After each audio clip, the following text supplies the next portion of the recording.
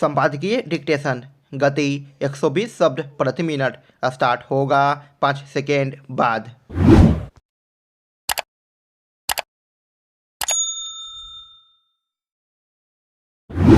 कांग्रेस महासचिव और मध्य प्रदेश के प्रभारी जितेंद्र सिंह की इस घोषणा से कांग्रेस नेताओं से अधिक इस राज्य के भाजपा नेताओं ने राहत की सांस ली होगी कि कमलनाथ कहीं नहीं जा रहे। फिलहाल वह तो भाजपा में नहीं आ रहे, लेकिन महाराष्ट्र के पूर्व मुख्यमंत्री अशोक चौहान भाजपा में आ चुके हैं। भाजपा में आते ही पार्टी ने उन्हें राज्यसभा का प्रत्याशी बना दिया।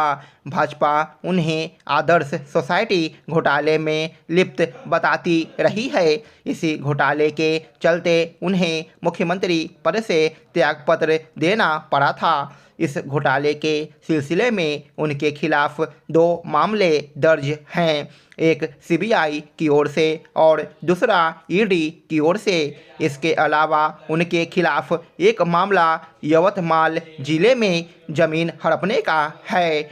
चूँकि ये तीनों मामले किसी नतीजे पर नहीं पहुँचे हैं, इसलिए उन्हें दोषी तो नहीं कहा जा सकता, लेकिन इसकी अनदेखी भी नहीं कर सकते कि हाल में वित्त मंत्री ने संप्रग शासनकाल की आर्थिक स्थिति को लेकर जो श्वेत पत्र पेश किया, उसमें जिन अनेक घोटालों की सूची दी गई, उनमें आदर्श सोसाइटी घोटाला भी है।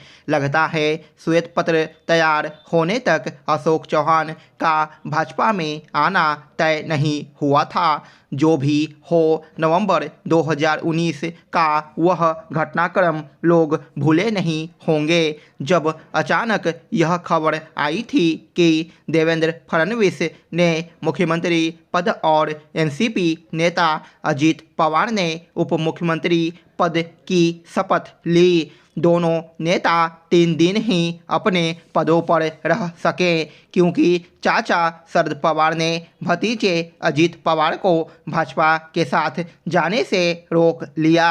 भाजपा को फजीहत का सामना करना पड़ा, इसलिए और भी क्योंकि वह अजित पवार पर आरोप लगाती थी कि वह घोटाले में लिप्त है। भाजपा नेता किरीट सोमैया तो अजित पवार के घोटालों की एक पूरी सूची गिनाते थे।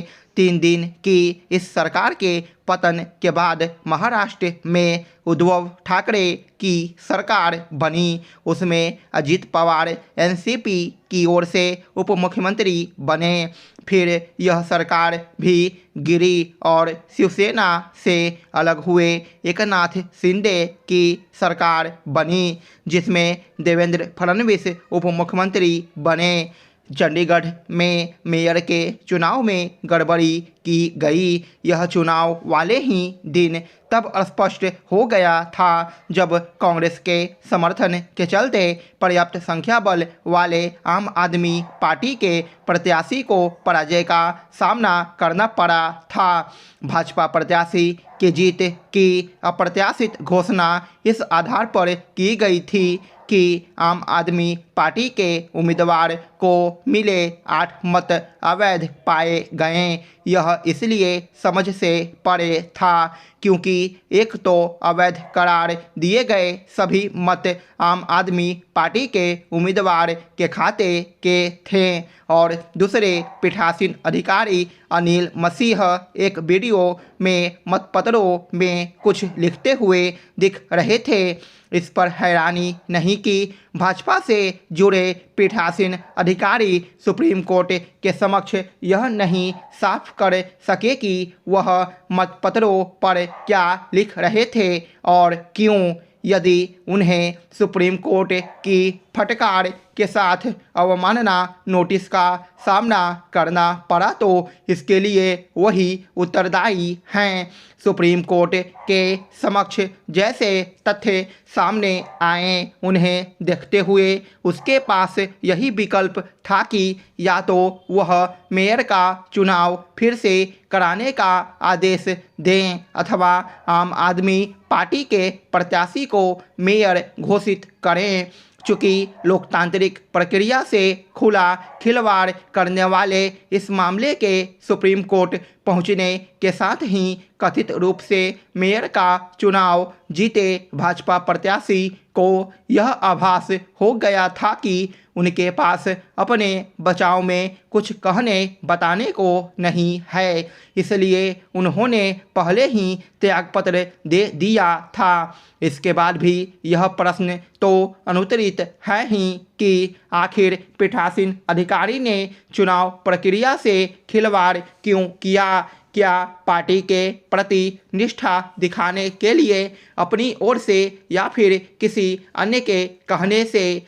इस प्रश्न का उत्तर भाजपा के शीर्ष नेताओं को तलाशना होगा, क्योंकि वह ऐसे गंभीर आरोपों के घेरे में हैं कि उसके नेता मेयर तक का चुनाव जीतने के लिए किसी भी हद तक जाने और मनमानी करने को तैयार रहते हैं। क्या यह विचित्र नहीं कि भाजपा एक ओर आगामी लोकसभा चुनाव में अपने बलबूते 370 सीटें जीतने का दम भर रही है और दूसरी ओर एक अदद मेयर का चुनाव जीतने के लिए ऐसे जतन करती दिख रही जो उसकी फजीहत का कारण बन रहे हैं। लोकतंत्र में संख्या बल का सम्मान किया जाना आवश्यक होता है। चंडीगढ़ के मेयर चुनाव में भाजपा ऐसा करती हुई नहीं दिखाई दी। ऐसे रवैये से उसकी छवि बिगड़ेगी ही। चंडीगढ़ मेयर चुनाव में जो कुछ हुआ उसके लिए भाजपा पीठासीन अधिकारी को जिम्मेदार बताकर कर्तव्य की इतिश्री नहीं कर सकती। उसे यह अनुभूति होनी चाहिए कि पीठासीन अधिकारी ने जो काम किया उसके कारण उसे न केवल कटघरे में खड़ा होना पड़ा, बल्कि उसके विरोधियों को यह कहने का अवसर भी मिला कि वह चुनाव जीतने के लिए छल बल का सहारा लेने में संकोच नहीं करती। स्टॉप।